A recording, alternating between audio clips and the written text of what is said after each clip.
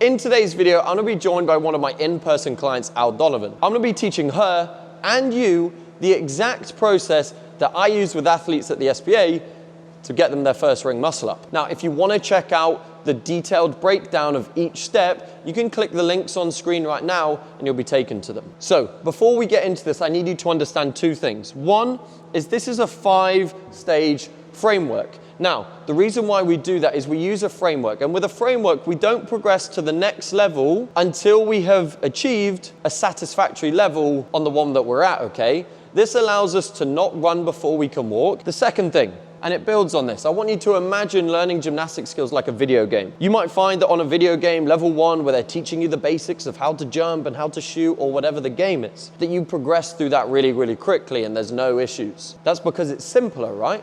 And so you'll fly through level 1 and maybe level 2 really, really easily. And you get to level 3, level 4, and you find that, oh, maybe I died and I had to restart that level. The same thing is true here. We might get to a level, not be able to apply ourselves and figure it out straight away, and as a result, this is why we're doing it in real time, we have to pivot. We have to try this drill, we have to try this cue. And you're gonna see exactly how we do that in the video today. Okay, today we're in the gym with my client Al Don, or Little Miss Dramatic for short, and we're gonna be walking her through and trying to get her first ring muscle up today. We're gonna go through all 5 stages and we're gonna take you along with us. Number 1 is just looking at the prerequisites. Prerequisites would be, personally for the rings, I'm looking at 5 strict pull-ups with a decent amount of speed. Confident? So like, don't get to 5 and that be your last rep. You can clearly see there that that's far below a max in terms of where she'd be at. The reason why I say 5 is everybody wants a benchmark of like, oh, how many do I need before I can then start learning this? The second prerequisite is just looking at where we are on the rings. So we're looking at 2 positions. The first one is just the top of the ring support. So here, try and have them tucked to the thighs, and if you can, turn the hands out slightly. Cool, so try to lock out, great. Then just push them into your thighs. Great, hold for 3, hold for 2, hold for 1. That's fine. Top of the ring support, fine. Second one, just bottom of the ring support. Try and have shoulder to ring, just because I want us to feel, you know, this is, in reality, we will catch the muscle up higher than this, but I want us to be able to demonstrate control in this position. So just jump up, glue the rings to your thighs, and then lower down to the bottom of the dip. Hold there, 1, 2, 3, 4, 5, nice. The closer we can keep them, the easier it will be. So that's level 1, basically prerequisites in terms of what's our strict pulling strength looking like, and are we having a seizure on the rings? The answer is no, so I'm happy there. Other prerequisites would be just looking at where our kind of basic level gymnastics are with our pull-ups and our toes to bar. If you were to estimate how many strict pull-ups you could do in a row? 12. 12, and if you were to do kipping pull-ups or butterfly, like a max set? I reckon it's improved since I did it last season, so Yeah. maybe like 20 or? Yeah, I think 20 plus. So generally there we're looking at like 2 times as many kipping as we do strict, just because it shows a nice level of, we're not just relying on our strength with the strict pull-ups. And you're showing that you can demonstrate competency with the basic gymnastic skills. And then the other one would be toes to bar, probably looking at 20 plus, which we know are no problem for you. So let's look at going to level 2, which is just building the beat swing, and also the entry to the rings. Again, this is like, we don't want to build a house on sandy foundations. We want to make sure that the first bits, if we don't get this right, getting the stuff further down the line right is a lot harder. So all I want us to do, same thing we've done on bar muscle ups, is jumping up, and it's toes pointed, the whole body stays nice and long. Okay. Okay, cool. Good, so push the rings forward and pull them back slightly. Try and pull them behind your head. Cool, take a rest there. I just want us to make sure that we can keep tension on the rings. So when my feet are coming forward, I want to think about pulling the rings back. It kind of looks like this. So it's, as I come back, it's pulling the rings back, it won't look that exaggerated. So here, pulling back, pulling back, pulling back, pulling back. Good. Try push the rings forward and pull them back. Great. No more height than that. One more. And take a rest there. So I want us to now kind of go through the gears in terms of just increasing that height. What I don't want is there to all of a sudden be a massive trying to like heel your bum. I want the legs to stay nice and straight.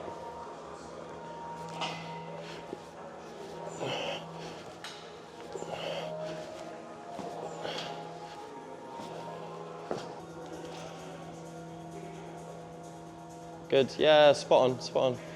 Yeah, amazing. Go for one more.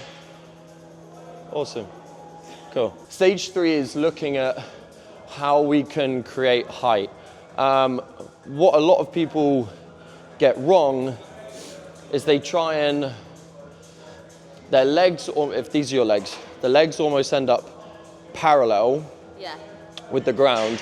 And then despite the difference between the ring and the bar is that you can move around, the rings can move around you, whereas you have to move around the bar. Oh, yeah. So with this, you want to try and transition vertically through the rings. You can't transition vertically, Like this? so you're coming up and through the rings, whereas the bar, you go up and around. Okay. So this, we want to try and come, it's like trying to keep, if this is your feet, your hips, sorry, your feet, your knees, your hips, your shoulders. We want to keep everything in that ascending line as opposed to coming here and then having to, this leaves all of your weight in front of the rings, which makes transitioning really, really hard. Okay. So we're just going to think about pulling down on the rings now. Before, we've just been pushing and pulling back. Now I want there to be the intent of pushing down on the rings. You'll find that the height builds. It looks a bit like this.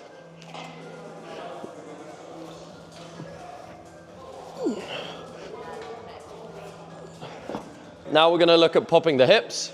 Everybody knows, everybody has heard about the hip pop. I'm going to show you one thing I don't want to see and then one thing how I want it to look. So this is the bad one.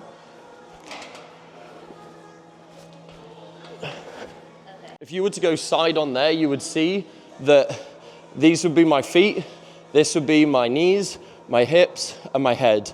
My feet are higher. We don't want that. Ideally, we want this.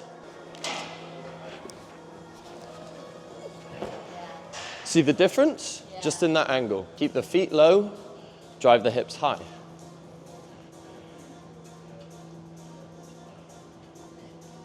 Cool. Yep, great. Great. I'm just looking for, can we demonstrate that when we start to add a little bit of pull with the arms and a little bit of pop with the hips, to getting that height, that we end up in this position. Just because that's going to make the transition a lot easier. So this is a low ring transition drill. So you're going sky, shoes. Just watch what my chest does when I go sky, shoes. I get all of my weight, my whole center of mass over the rings. So as you're looking up, if you want to combine them, combine sky and chest, shoelaces and armpits. Cool. A little bit more aggression with this.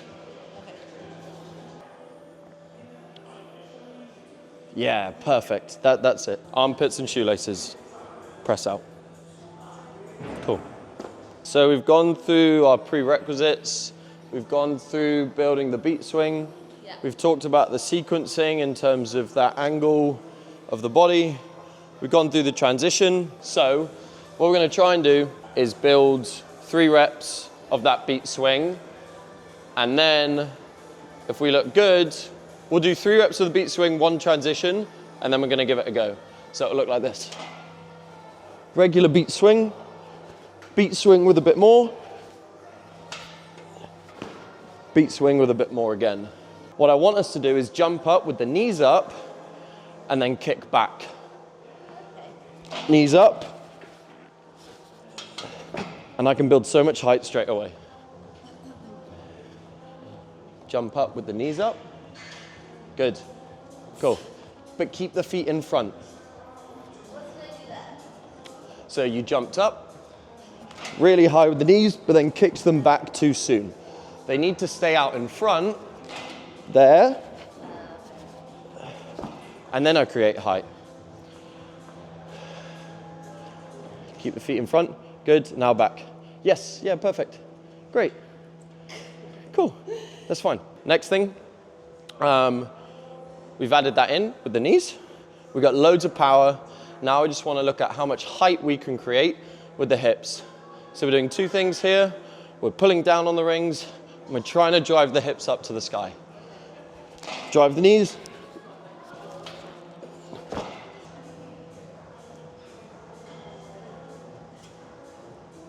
You think I'm not swinging, like...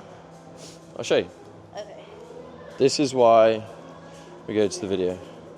So here, good jump in. What I'm looking for here is, are the feet in front of the body? Yep, perfect. So knees up. If anything, it's a little too high. Doesn't need to be that high. Yeah. So you can do it. So this is great. This is a good arch. Then we're coming forwards. Yeah. Then this is where I want to see that the hips are driving up. And look, if we pause this, Yeah. we are doing everything that we wanted to. If we drew like connect 4, we we drew one line at the feet, one at the knees, one at the hips, one at the shoulders or the head. We get that perfect angle coming down.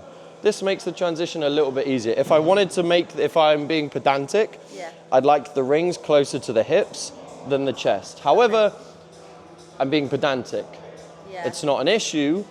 You'll be able to do it, but details matter. So now what it's going to look like is we are just going to go for it.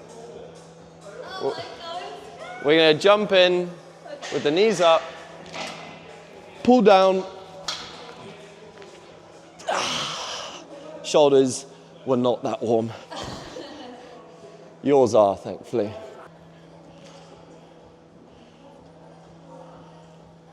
Okay, cool. So all we saw on that one is that you ended up doing the exact same thing as we just did with trying to pop the hips. Yeah. We didn't attempt the transition.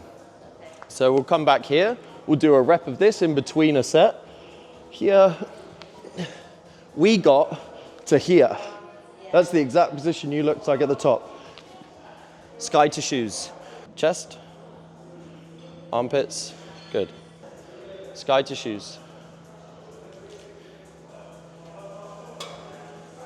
That was so much better with this entry. I don't care about that right now. It's the same as like Tetris, right? Yeah. If we mess up that first move, 10 moves further down the line, we're like, fuck, I wish I didn't mess up that first move. We got that first line of Tetris perfectly right. Now we'll work on troubleshooting what's going here. Okay. What I want us to do is one rep of just that, let's call it a powerful beat swing. So it's here. We don't care about the transition. Then we'll come to this and look at that.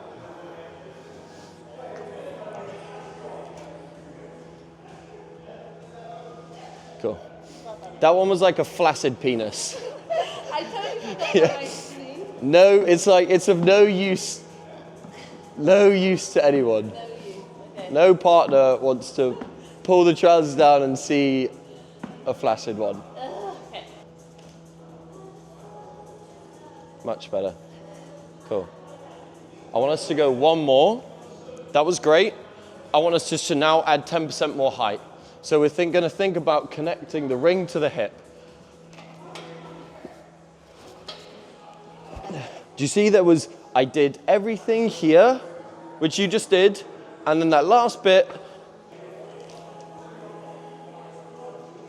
Yes, so much better.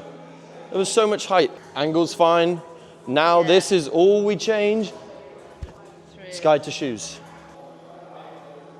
Sky to shoes. That was all in that first bit. Imagine like first line of Tetris. Yeah. We didn't. I think I panicked. I would think about trying to keep the feet in front more than the knees. Okay. Let's give that another go.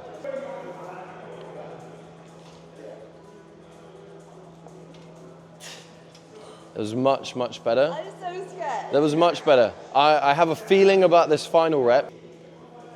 Go on. Go for it, go for it, go for it. Oh, that was close. Please go again. Do you see the difference though? Yeah. That was it. There was no thinking, let me fucking go for it. Yeah. Sky to shoes. Go for it, Donners, go for it, Donners. Go, go, go, go, go.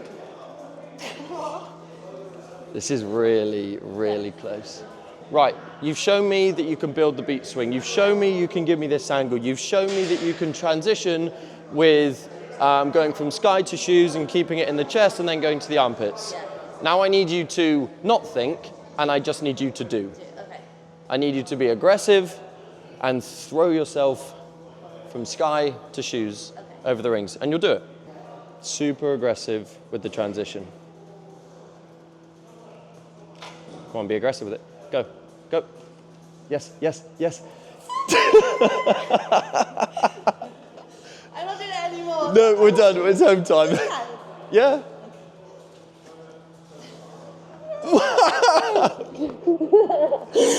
That was sick. We did it.